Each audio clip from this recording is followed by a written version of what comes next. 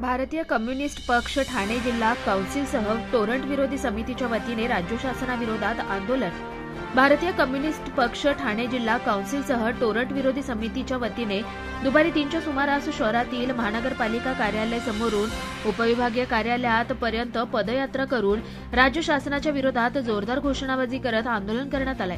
आंदोलनकर्त्यांच्या प्रमुख मागण्या दिल्ली, पंजाब, तेलंगणा राज्यात 200 युनिट फ्री, त्याप्रमाणे महाराष्ट्रात 200 युनिट फ्री करावे, स्मार्ट मीटर रद्द करावे, शिक्षण व नोकरीसाठी 50% आरक्षण मर्यादेची अट संसदेत कायदा करून रद्द करावी, अशा विविध मागण्यांसाठी हजारोच्या संख्येने कामगारांनी एकत्र येऊन आंदोलन केलं।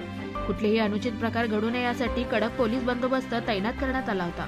आपल्या परिसरातील बातम्या आता आपल्या मोबाईलवर पाहण्यासाठी आमचं चॅनल सबस्क्राइब करा।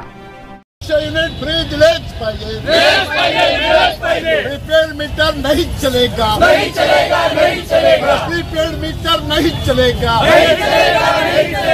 रद्द करो, रद्द करो, रद्द करो, रद्द करो, प्रीपेड मीटर रद्द करो।